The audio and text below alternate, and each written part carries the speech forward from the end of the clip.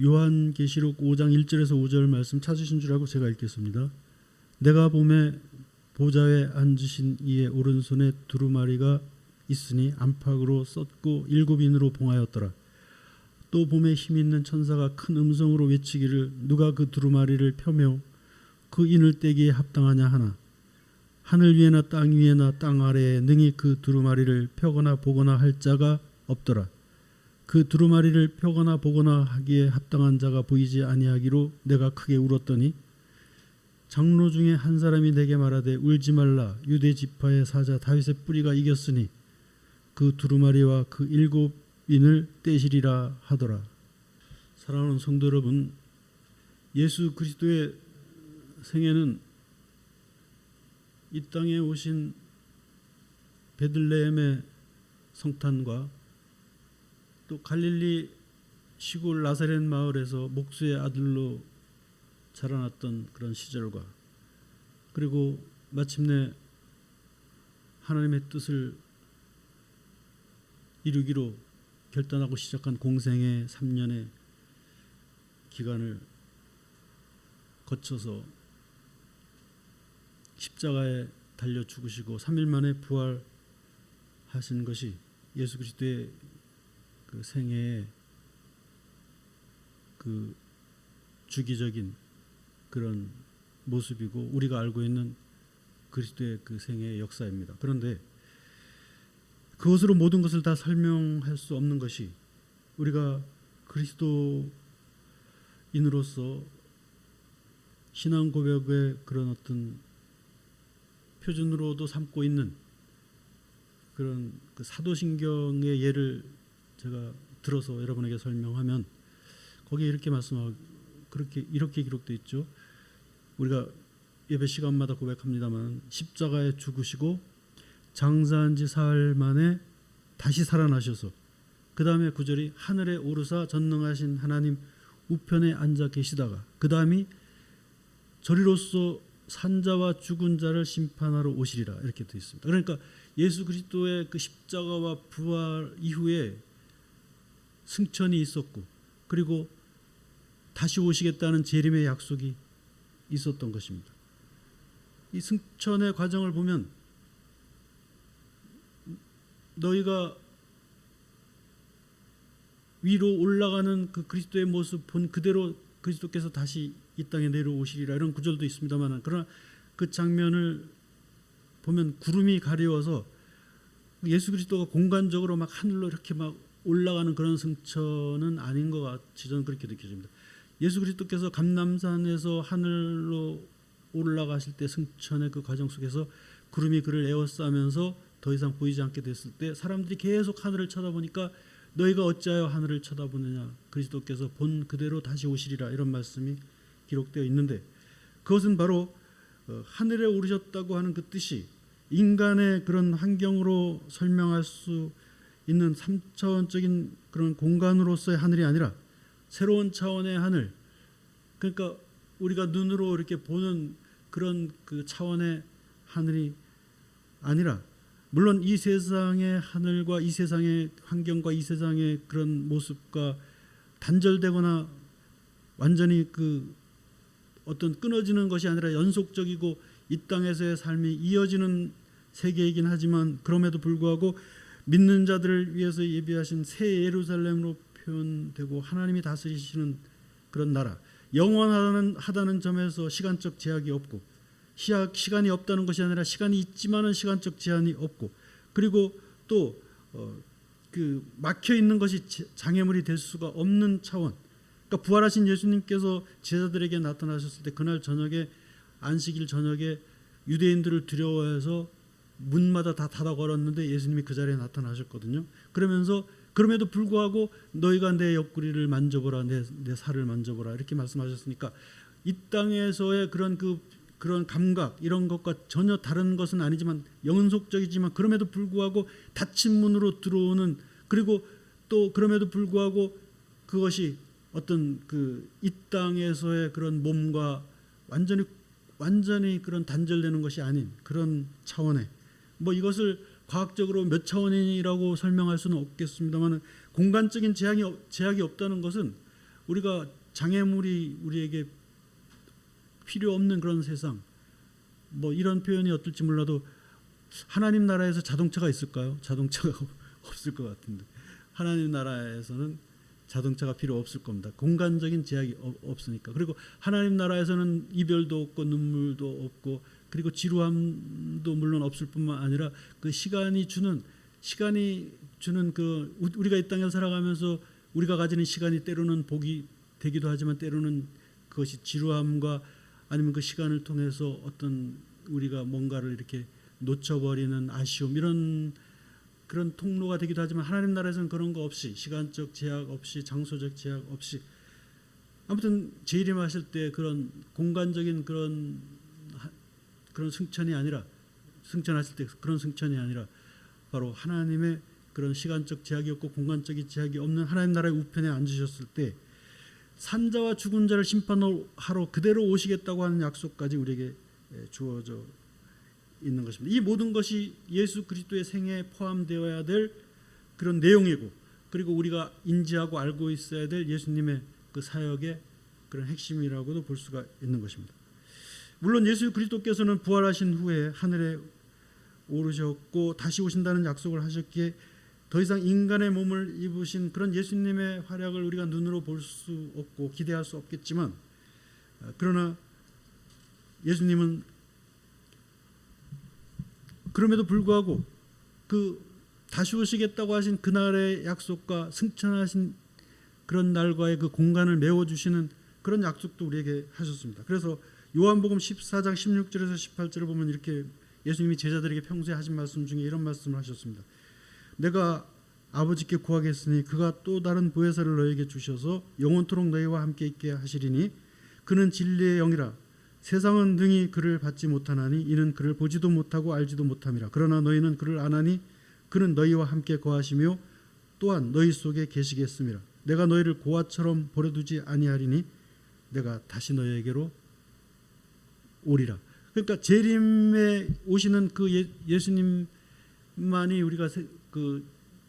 우리의 예수님이 아니라 보혜사 성령님으로 이미 우리 곁에 오신 그 예수님이 재림하시는 그날까지 우리와 함께 하시기 때문에 그 공간이 없다는 것입니다. 그래서 마태복음 1장 23절에 예수님이 처음에 이렇게 태어나셨을 때 보라 처녀가 잉태하여 아들을 낳으리니 그의 이름은 임마누엘이라 하셨으니 이는 번역한즉 하나님이 우리와 함께 계시다 함이라. 이사야 선지자의 말을 빌어서 임마누엘, 하나님이 우리와 함께 하신다. 그러므로 성령께서 우리와 함께 하시는 것은 또한 삼위일체 하나님이 우리와 함께 하시는 것이고, 또 마태복음 1장 21절에는 아들을 낳으리니 그 이름을 예수라 하라. 이는 그가 자기 백성을 그의 죄에서 구원할 자이심이라. 이런 말씀이 있기 때문에 예수님이 그 이름이 예수와 임마누엘이라고 하는 이름, 하나님이 우리와 함께 하신다는 그 이름처럼 바로 예수님은 지금도 우리와 함께 하시는데 보혜사 성령으로 우리와 함께 하시고 삼위일체로 우리와 함께 하시는 것입니다. 그런데 오늘 본문 성경은 예수님이 재림하시기 전임에도 하나님의 보좌의 모습을 본 사도 요한의 증언이 기록이 되어 있습니다. 그러니까 우리가 하나님의 보좌를 본 자가 누가 있겠습니까? 아무도 없죠. 그런데 사도 요한은 그 밤모섬에서 하나님께서 사도 요한에게 그 보좌의 모습을 보여주신 것이 요한계시록에 기록이 되어 있습니다. 그런데 오늘 본문 성경에서 그 내용은 뭐냐면 요한 사도가 보좌에 앉으신 이의 오른손에 글씨가 안팎으로 써져 있고 7인으로 봉한 두루마리가 들려있는 것을 보게 됩니다. 그런데 그 두루마리에는 장차 일어날 일에 대하여 적혀 있었습니다. 그러니까 요한 사도가 그것을 보고 아주 가슴이 그냥 벅차고 뛰는 거예요. 왜냐하면 앞으로 일어날 일에 대한 관심이 요한 사도에게는 누구보다도 컸습니다. 근데 그것은 무슨 뭔가가 호기심이 있고 궁금해서가 아니라 지금 로마의 핍박과 압제가 수많은 그리스도인들의 목숨을 빼앗아가고 각 곳곳에서 학대와 그리고 그런 그 로마의 잔인한 그런 핍박이 계속되고 있는 상황에서 과연 하나님이 이들을 어떻게 건져내시고 어떻게 구원하실 것인가에 대한 계획이 그 두루마리에 적혀 있다는 것을 생각하니까 이 불쌍하고 예수 믿는다는 그 이유 하나만으로 끌려가서 처형을 당하고 죽임을 당하고 이 땅에서의 생명을 버려야 되고 피 흘려야 되는 그런 그 그리스도인들의 그 처지가 어떻게 될까? 내가 그들에게 하나님이 너희들을 어떻게 구할 것인가가 적혀있는 두루마리를 내가 읽었다, 그것을 봤다 하고 그들에게 가서 위로해야 되겠다 하는 그런 마음으로, 그런 불타는 마음으로 아마 그것을 보고 싶어 했던 것 같습니다. 그런데 그때 힘 있는 천사가 권위 있는 목소리를 얘기합니다. 이 봉인을 뗄 자가 누가 있겠느냐? 있으면 말해보라, 이렇게 말합니다. 그러니까 그 자가 있어야 네가 이 봉인을 볼 수 있지 않겠느냐, 이런 말 합니다. 누가 이 봉인을 뗄 수 있겠느냐? 봉인을 뗄 자를 데려오라, 이렇게 하나의 그 숙제와도 같은 그런 천사의 음성이 들립니다. 그때 요한은 자리에 털썩 주저앉으면서 이렇게 고백했을 것입니다. 내가 저 인봉을 뗄 수 있는 자가 되었어야 되는데, 내가 그런 자격을 가질 만큼 하나님의 마음에 합한 자가 되었어야 되는데, 내가 감히 저 인봉을 뗄 수 있는 자라고 말할 수가 없구나. 주변을 돌아봐도 저 비밀의 인봉을 뗄 수 있는 자가 도대체 누가 있겠는가? 아무도 없구나. 그래서 요한이 어린아이처럼 울기 시작합니다. 저거를 뗄 자를 데리고라고 하니 내가 누구를 데려오겠으며 내가 저거를 뗄 수 있는 자격이 내게 무엇이 있겠습니까? 저것을 내가 볼 수 있는 기회가 없어졌나 봅니다. 나는 그런 볼 수 있는 자격도 없는 자입니다. 그러면서 크게 울고 있을 때, 그때 울지 말라, 그 24장로 중에 하나가 울지 말라 하면서, 아무도 없지만은 그러나 유다 지파의 사자 중에 다윗의 뿌리가 이겼으니 그가 그 두루마리와 7인을 떼시리라, 이렇게 말하면서 요한의 눈물을 그치게 합니다. 두루마리의 봉인을 열 자는 바로 한 분, 이 땅에서 십자가를 지시고 죽으셨다가 부활하셔서 부활의 첫 열매가 되셨고 승천하셔서 하나님 우편에 지금 앉아 계신 그분이 결국은 비밀의 열쇠라는 겁니다. 그걸 떼시는 분이라는 것을 분명히 하고 있는 것입니다. 그러므로 사랑하는 성도 여러분, 지금 이 시간에도 요한계시록의 어떤 비밀을 나만이 풀 수 있다고 큰 소리를 치면서, 우리가 풀 수 있다고 큰 소리를 치면서 요한계시록을 공부하려면 이리로 오시오 하는 자들은 오직 다윗의 뿌리가 이긴 그 그리스도만이 그 비밀을 풀 수 있다는 그런 것을 가리는, 혹세무민하는, 그리고 하나님의 그런 뜻을 대적하는 교만의 영을 가진 위험하고 사악한 그런 존재의 가능성이 큽니다. 모르는 것은 모른다고 할 수밖에 없는 것이, 이것을 알게 하시는 분은 그리스도밖에 없습니다, 이렇게 말해야 되는 것이죠. 그리고 요한계시록을 해석할 때 사도 요한은 그때 예수 믿는 사람들의 그 핍박을 어떻게 하면 면해주고 그들을 건져내고 그들을 위로할까 하는 마음으로 그걸 보고 싶어 했지만, 무슨 점쟁이가 사람들의 앞니를 맞출 것처럼 하면서 하는 그런 호기심을 가지고 요한계시록을 보면 안 되는 겁니다. 그거는 하나님의 권한을 침범하는 겁니다. 사랑하는 성도 여러분, 심지어는 귀신도 우리의 마음을 들여다볼 수 없습니다. 오직 한 분, 그리스도, 보혜사 성령, 하나님만이 우리의 마음을 들여다볼 수 있어요. 그러면 귀신이 어떻게 귀신같이 아느냐? 귀신은 눈치로 아는 겁니다.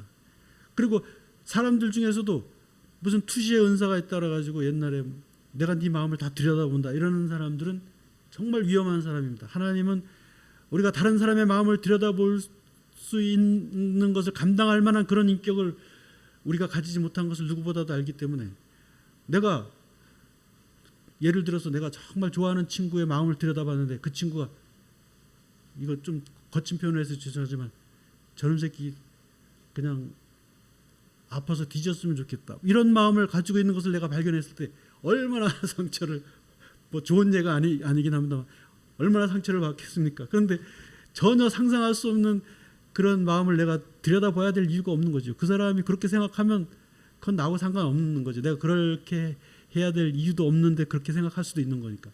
그러니까 무슨 말씀을 하려고 하는 겁니까? 요한계시록을 가지고 무슨 점치듯이 뭐 장래의 일을 예언하듯이 그렇게 하는 것이 아니라, 이것을 지나간 말씀에 비추어서 내 삶에 비추어서 그래서 사도 요한에게 보여준 그 모습도 그것을 하나하나 해석해 주신 것이 아니라, 그것을 하나의 그런 그 어떤 자기가 품고 자기가 숙제로 삼아야 될, 그래서 하나님께 계속해서 물어야 될 하나의 그런 그 장면으로 보여줬을 뿐이지, 그것을 무슨 뭐 숫자, 뭐 그 날짜, 뭐 시기 이런 거 가지고 이렇게 막 논쟁하고 그러라고 요한계시록을 기록하게 하신 것이 아니라는 것을 생각하면서 결국은 요한계시록의 핵심도 이것을 풀 수 있는 분은, 이것을 말해 주실 수 있는 분은 오직 한 분밖에 없다. 예수님밖에 없다. 이것을 인정하고 고백하라는 것이 요한계시록이지 뭐 이렇게 뭐 구절 하나 해석했다고 잘난 척하라고 주신 말씀이 아니라는 것입니다. 그리고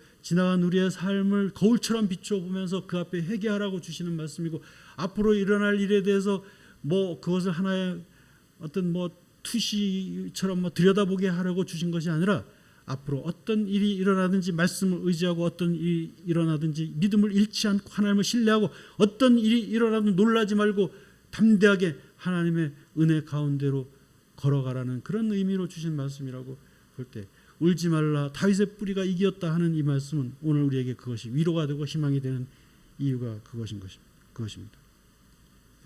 그러므로 사랑하는 성도 여러분, 이제 우리는 예수 그리스도만이 우리의 구세주이고, 예수 그리스도만이 우리의 비밀을 말해 주실 수 있는 분이고, 예수 그리스도만이 우리의 인격을 지켜주실 수 있는 분이고, 그래서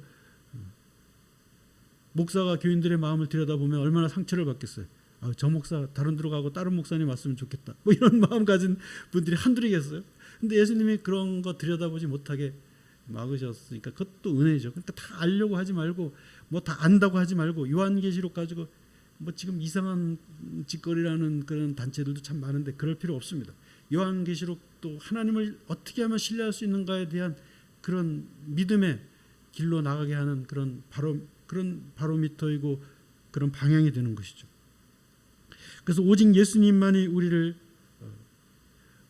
구원하시는 분이고, 오직 예수님만이 우리를 인도하시는 분이라는 것, 오직 예수님만이 비밀을 가지신 분이라는 것, 오직 예수님만이 열쇠라는 것, 그것이 오늘 본문에 울지 말라 다윗의 뿌리가 이기었다 하는 그 말씀의 그런 핵심인 것입니다.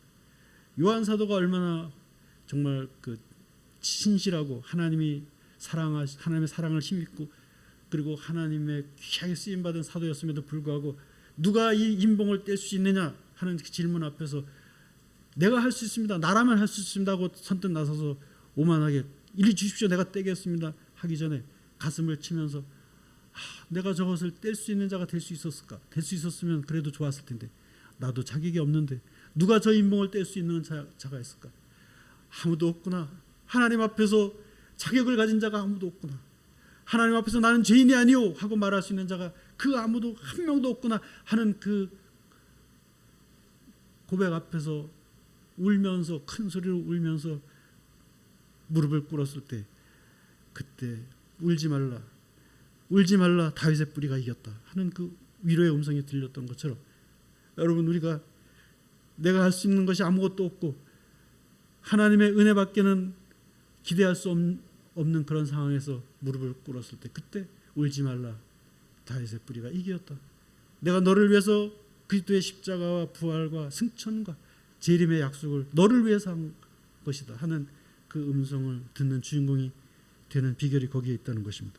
그러므로 사랑하는 성도 여러분, 이제 우리가 이런 그리스도를 바라보면서 온전히 주님을 쫓는 자가 되기 위해서는 우리가 세상의 어떤 헛된 영광을 버리고 온전히 주를 쫓는 자가 될 때, 우리는 주님의 위로와 주님의 그 비밀의 열쇠가 바로 우리의 것이 될 수가 있는 것입니다.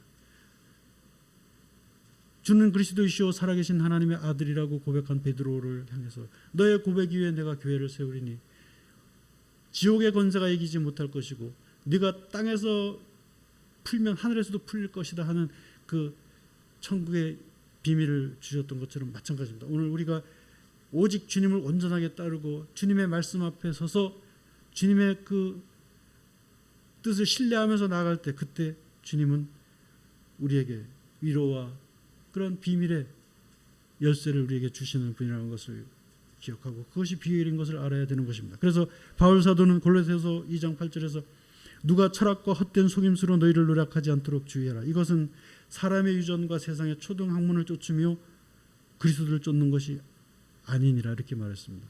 여러분, 세상의 지식과 지혜가 다 나쁜 것은 아니지만 그리고 때로는 그것이 우리의 삶을 더 편하게 하고 우리의 삶의 어떤 그런 기준을 제시하는 부분도 없지는 않지만 그것조차도 하나님의 말씀에 비추어서 오는 것이지 세상에 그런 우리를 기만하고 우리를 헛된 길로 이끌어가는 그런 잘못된 지식이 얼마나 많은지 모릅니다. 그래서 이것은 그리스도를 쫓는 것이 아니라고 했습니다. 헛된 철학과 헛된 속임수로 너희를 노력하지 않도록 주의하라, 그렇게 말했습니다. 그리고 너희는 어떻게 행할지를 주의하여 지혜 없는 자같이 하지 말고 지혜 있는 자같이 하여 세월을 아끼라. 때가 악하니라. 그러므로 어리석은 자가 되지 말고 오직 주의 뜻이 무엇인가 이해하는 자가 되라, 이렇게 말했습니다. 철학과 헛된 속임수에 넘어가지 말고 오직 그리스도의 사랑과 온유함과 그리스도의 겸손함을 가지고 우리가 온전히 주님을 따르는 자가 되어야 되는 것입니다. 온전히 주님을 따르지 못하게 하는 가장 큰 요소를 들려면 여러 가지가 있겠습니다만은 출애굽기에서 금송아지 사건을 통해서 우리가 볼 수 있듯이 하나님이 율법을 모세에게 주려고 작정하고 모든 것을 계획하고 완벽하게 율법의 그런 그 수혈을 하는 그 과정 속에서 금송아지 사건이 일어나죠. 그런데 모세가 시내산에 올라가서 더디 내려온다는 것을 핑계로 금송아지를 만들어 놓고 그 옆구리에다가 하나님이라고 이름을 새겨 놓습니다. 이제부터는 이 금송아지가 하나님이다. 모세는 가서 죽었는지 살았는지 모르고 모세가 만나러 간 하나님은 우리는 모르겠고, 그리고 모세를 내려보내지도 않고, 무슨 모세가 1년이 넘었습니까? 2년이 됐습니까? 40일도 채 안 된 그 시기에 모세가 내려오지 않는다고 모세의 하나님은 죽었다, 우리는 이제 이 하나님을 섬겨야 된다 그러면서 금을 모아다가 송아지를 만들어 가지고, 이게 다 애굽에서 이제 배웠던 못된 버릇이거든요. 애굽의 우상에 물들어 있던 그런 습성이 나온 거죠. 그래서 그 금송아지의 옆구리에다가 하나님이라고 이름을 새겨 놓습니다. 여호와라고 이름을 새겨 놓은 거예요. 여러분, 금송아지의 옆구리에다가 여호와의 이름을 새겨 놨다고 해서 금송아지가 여호와가 되는 것은 아닙니다. 사랑하는 성도 여러분, 우리가 믿음이 좋다고 하면서 하나님 대신에 물질을 섬기고 하나님 대신에 권력을 섬기고 하나님 대신에 명예를 섬긴다고 해서 내가 믿음이 얼마나 좋은지 세상 사람들에게 과시를 하는 위치에 있는 자라고 해서 내가 하나님 대신 섬기는 그 권력이 하나님이 될 수가 없고, 내가 하나님 대신 섬기는 명예가 하나님 대신 섬기는 그 물질이 하나님을 대신할 수 없다는 것입니다. 오늘 하나님을 온전히 쫓아가는 일에 방해가 되는 것은 바로 우리의 금송아지가 무엇인가, 나의 금송아지는 도대체 무엇인가, 이거를 항상 자각하면서 날마다 우리가 주님을 내가 온전히 쫓는 자인가를, 내가 헛된 철학을 쫓아가는 자인가를, 하나님의 은혜는 우리를 따뜻하게 만들고 우리를 겸손하게 만들고 온유하게 만들고 하나님의 은혜를 우리를 화목하게 만들고 그래야 되는 것인데, 세상의 그런 그 우상은, 여러분, 물질의 우상이 왜 나쁩니까? 사람들을 업신여기는 수단으로 삼고, 물질 자체가 나쁜 것이 아니죠. 권력의 우상이 왜 나쁩니까?